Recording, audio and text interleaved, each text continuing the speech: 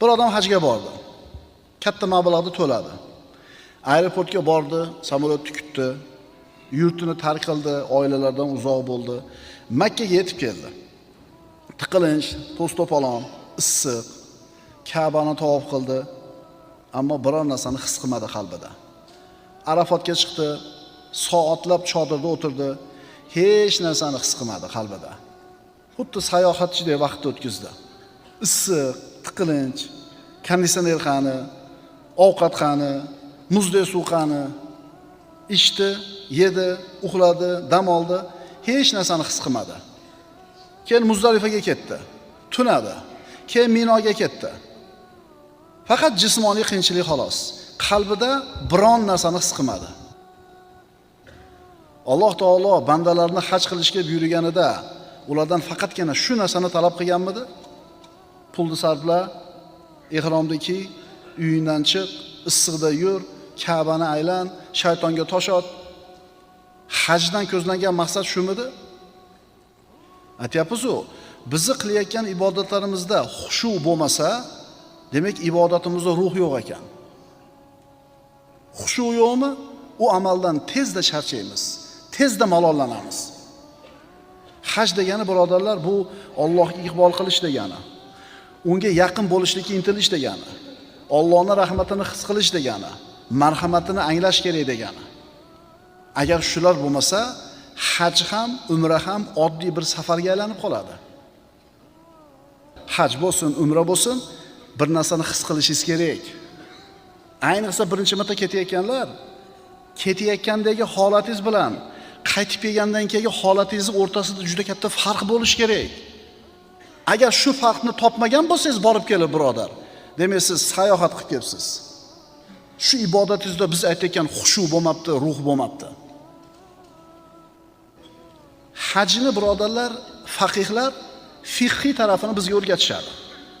Ihrom nima, u qanaqa bo'lish kerak, Arafotda qachon turish kerak, nima qilish kerak, ya'ni fiqhiy tomonlarni o'rgatishadi. Bu faqihlarning ishi. Ammo birodarlar, u faqihlar qilayotgan narsani hammasini eslab qololmasangiz ham, yoningizda bitta odam shu ishni qilsa, takrorlasangiz, fiqhiy tomoni to'g'ri bo'laveradi amalingiz. Ammo shu tomoni-chi? Maqsad faqatgina jasadni qiynashmidi? Yo'q. Yo'q. Unda xushu bo'lish kerak edi. Qo'rquv bo'lish kerak edi. Umid bo'lish kerak edi. Qalbingiz shamdek erib, ko'zlaringizdan yoshlar oqish kerak edi. Agar shunday bo'lmagan bo'lsa, sizni hajingiz, sizni umringiz nuqsonli bo'ldi. Chunki birodarlar, haj, umra bu Allohga yaqin bo'lish, iqbol qilish, bog'lanish, qalbni Allohga bo'lgan muhabbat bilan to'lib toshishi. Mana shu o'rinda biz musulmonlar bizdan Alloh xohlagan ibodatlar bilan boshqa din vakillarini qiladigan marosimlar orasida farq bo'lishi kerak. Shuni bilib olishimiz kerak. Mana musulmon bo'lgan xalqlar, hindular, indeyslar o'zbekcha aytganda, yoki masalan Afrikadagi shu bir nima deymiz, o'sha hali ham ibtidoiy jamoat davrida yashayotganlar. Ular ham ibodat deb qilayotgan ishlari bor. Xatti-harakatlari bor, imo ishoralari bor, g'oyasi yo'q, ma'nosi yo'q, maqsadi yo'q. Pichir-pichirlar. Bizi ham amallarimiz birodarlar shularnikidaqa bo'lib qolmasin. Biz Alloh buyurgan ibodatni qilib, qalbimiz jiz etmasa, qalbimiz bir narsani sezmasa, bu Alloh bizdan talab qilgan amal bo'lmabdi. Alloh taolo aytadi, mana Alaq surasida: sajda qil va yaqin bo'l. Sajda qil, yaqin bo'l. Demak, bandani sajda qilishlikdagi topish kerak bo'lgan narsasi Allohga yaqin bo'lish. Aqrabu ma yakunu abdu min robbihi fa huwa sajid. Rasululloh aytganlar, bandani Allohga eng yaqin bo'lgan holati, o'rni, vaqti bu sajda holati deganlar Rasululloh sollallohu alayhi vasallam. Shu boshingizni yerga qo'yganda yaqinlikni his qilyapsizmi? Agar ha degan javobni topsangiz, qalbingizda xushu bor ekan. Bir kishi payg'ambarimiz sollallohu alayhi vasallamni zamonlarida u zot masjidda o'tirganlarida kelib namoz o'qidi. 2 rakatmi, 4 rakatmi o'qidi, keldi. Rasululloh aytdilar: "Bor, namozni qaytadan o'qi. Sen namoz o'qimading." Ikkinchi marta o'qib qaytib keldi. Rasululloh yana shunday dedilar. Uchinchi marta o'qib keldi, Rasululloh shunday dedilar. Chunki uni namozida xushu yo'q edi. O'sha qariga qoncha o'qiganday namoz o'qigan edi. Shuning uchun payg'ambarimiz uni namozini bir necha marta qaytardilar. Birodarlar, xushu qalbni Allohga moyil bo'lishi. Xushu qalbni Allohning huzurida boshini egib turishligi. Xushu bo'yin sunib turishlik. Xushu manzilat haqidagi ikkinchi oyat. Astagfirullah. Alam ya'ni lillazina amanu an takhsha qulubuhum li zikrillah. Iymon keltirgan zotlar uchun dillari Allohning zikriga moyil bo'ladigan, xoshi bo'ladigan vaqt kelmadimi? Xushuli bo'lgan qalb muhabbatni his qiladi. Bunaqa qalb titraydi. Bilasizmi? Ba'zida shunday bir hadisni eshitasiz yoki biror bir salaf solihinlarning hayotidan bir voqeani eshitasizda, ko'zingizga yosh keladi, badaningiz titrab ketadi. Bu mo'minlikning alomati. Astagfirullah. Innamal mu'minuna allazina idza zukirallohu wajilat qulubuhum va idza tuliyat alayhim ayatuhu zadatuhum imanan va ala robbihim yatavakkalun. Faqat Alloh nomi zikr qilinganida qalblariga qo'rqinch tushadigan, uning oyatlari tilovat qilinganda iymonlari ziyoda bo'ladigan va Parvardigorlarigagina suyanadigan kishilar haqiqiy mo'mindirlar. Allohning zikri bo'lganda, Allohning kitobi tilovat qilinganda bunday odamlarning, haqiqiy mo'minlarning etlari jimirab ketadi. Ko'zlari yoshlanadi, yuzlari yorishadi, jildlari titraydi, asablari iztirobga tushadi. Qachon biz Allohni zikr qilib turib yig'lar ekanmiz a? Qachon Qur'on tilovatini eshitib turib ko'zlarimiz yosh kelar ekan a? Allohga bo'lgan muhabbat ajlidan bu ko'zlardan yosh oqarmikin a bizdan ham?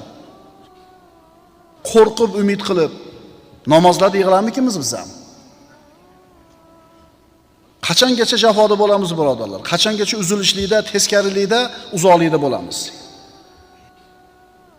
Banda gunoh sodir qilsa, gunoh ishni qilsa, Alloh uni jazolaydi. Bir bandani Alloh taolo jazolamadi. Bitta gunoh qildi, ikkita gunoh qildi, uchta gunoh qildi, lekin jazo kelavermadi. Jazo deganda bu banda, bu gumroh banda faqatgina bir moliga yoki joniga zarar yetishini o'ylayapti. Qaytaramiz. Bandadan, mo'min bandadan gunoh sodir bo'lsa, Allohdan jazo keladi. Shu bandani Alloh qancha ko'p yaxshi ko'rsa, qancha yaqin bilsa o'ziga, jazo tezroq keladi. Rasululloh sollallohu alayhi vasallam Alloh taoloning eng yaxshi ko'rgan bandasi. Ana shu ko'r sahoba kelib, menga ham Allohning kitobidan bir narsani o'rgating deganida Rasululloh nima qildilar? Yuzini burib oldilar bu yoqqa. Nima uchun? Qurayshning zodagonlarini da'vat qilib turgan paytda bu kishi kelib Rasulullohga shu gapni gapirib chalg'itdi. Yuzini burib oldi, Rasulullohdan xato sodir bo'ldi. O'rnida tushdimi oyat? Abasa va tavalla an ja'ahul a'ma. Demak, Alloh yaxshi ko'rgan bandasidan xato sodir bo'lsa, jazoni tezda berar ekan. Yoki sahobalar Uhud kunida 50 ta kamonchi tushib ketdi, o'rnida jazo keldi. Yunus alayhisalom qavmini Allohning ruxsatisiz tashlab ketuvdi, o'rnida jazo keldi. Xulosa, mo'min bandadan gunoh sodir bo'lsa, agar Alloh shu bandasini o'ziga yaqin olib yaxshi ko'rgan bo'lsa, jazoni tezda berar ekan. Endi biz aytayotgan bu gumroh banda bitta, ikkita, uchta, 10 ta gunoh qildi, jazo kelavermadi. Shunda turib dedi ichida, Parvardigor, senga osiylik qilsam ham meni jazolamayapsan-a? Alloh tomonidan uni qalbiga shunday bir shuur tushdi. Go'yoki Alloh taolo dedi: "Ey bandam, seni jazolab qo'ydimmi? Sezmadingmi? Nima edi u jazo? Menga munojot qilish ne'matidan seni mahrum qilib qo'ydimmi? Menga munojot qila olmay qolding-ku, shu jazo edi, sezmayapsanmi shuni?" U jismoniy yoki moliy keladigan jazodan ko'ra og'irroq jazo. Sunnatga xilof ishlaringiz bor. Shularni qilib turib namozga turasiz. Masalan, suvda tikka turib ichdingiz. Tahoratda chola-chol qildingiz, namozga turdingiz. Qandaydir namozingizda bir nuqsonni his qilasizmi, yo'qmi? Namozni orqaga surdingiz yoki biron sunnatni tark qildingiz, qalbingizda bir qattiqlik yoki bir Allohdan uzoqlashganingizni his qilasizmi, yo'qmi? Qalbida xushusi bor odam bitta shunga o'xshagan xatoni qilganda his qiladi o'zida. Alloh bilan o'zining o'rtasiga parda tushib qolganini. Birodar, seni turmushing har qancha zo'r bo'lmasin, topish tushishing har qancha katta bo'lmasin, uy-joying hashamatli bo'lmasin, bularning hammasi seni ko'zingda qadrsiz bo'lib qoladi agar Allohdan uzoqligini his qiladigan bo'lsang. Allohdan uzoq bo'lib qolganini his qilsang, bular senga tatimaydi. Mana, masalan, bir musulmonga, iymonida bir sodiq bo'lgan musulmonga mana dinga o'tsang, senga bir deylik $1 million beramiz desa. Faqat iymonida sodiq bo'lsa odam, bu gapni oxirigacha eshitadimi chidab? Nimaga? Chunki iymonida sodiqda oxirigacha eshita olmaydi bu gapni. Demak, qalbida buni xushusi bor edi. Xushu bo'lmasa ibodatlarimizda bu amallarimiz ma'nosiz xatti-harakatga aylanib qoladi. Xushu Allohning oldida bandani hokisor turishligi, boshini ekkandek qalbini ham egib turishligi. Xushu so'zining shar'iy va lug'aviy ma'nosi. Xushu degani egish, pasaytirish degani. Boshni pastga tushirib egilib turish degani. Hal ataka hadithul g'oshiya wujuhun yawma idin xoshi'a. Mana biz aytayotgan xushu so'zi. Ey Muhammad alayhisalom, sizga o'rab olguvchi qiyomat kuni haqidagi xabar keldimi? U kunda kofirlarning yuzlari egilib qolguvchidir. Xoshi'a, ya'ni egilib turadi. Lug'aviy ma'nosi xoshi'a degani egilish ekan. Masalan, jinoyatchi qo'lga tushdi. O'g'rimidi, qotilmidi, xullas jinoyat ustida ushaldi. Qo'liga kishan solib qo'yishadi, ko'rsatadi televizorda. Yuzi haqqa qarab turgan bo'ladi. E'tibor beringlar-da. Yerga qarab turadi. Nimadan? Uyalganidan. Demak, xushu degan lug'aviy ma'nosi boshini yeriga egib turishlik, xor bo'lishlik, egilishlik. Alloh taolo Toha surasida aytadi, astagfirullah, yawma idin yattabi'una ad-da'iya la iwaja lah va khashi'atil aswatu lir-rahman fala tasma'u illa hamsa. Toha surasi. U kunda odamlar mahshargohga chorlovchi farishtaga egilmay, burilmay ergashular. Itoat qilurlar. Ovozlar ham Rahmonga xushu qilur, ya'ni ta'zim qilur, egilur. Bas faqat pichirlashnigina eshitursiz. Sokin holda xorlik bilan boshni egishlik. Namozda xushuni alomatlaridan bittasi namozxon oshiqcha xatti-harakatni qilmasligi. Payg'ambarimiz sollallohu alayhi vasallam aytdilar, bir odam namozda turib g'ayrioddiy harakatlarni ko'p qilyapti, namozga to'g'ri kelmaydigan. Rasululloh aytdilarki, "Law khasha qalbuhu la khashat jawarihuhu." Agar buni boyagi namozda oshiqcha harakat qilayotganda, agar uni qalbi xushuli bo'lganida namozida, a'zolari ham xushuli bo'lar edi. Alloh akbar degan tamom, takbiri tahrima u. Nima degani? Bu takbir dunyoni hamma ishlarini harom qiladi. So'zlarini ham, xatti-harakatlarini ham shu qiladi. Namozdagi odam agar xushu bilan o'qiyotgan bo'lsa, qalbida xushu bo'lsa, uning a'zolaridan shu xushu ko'rinadi.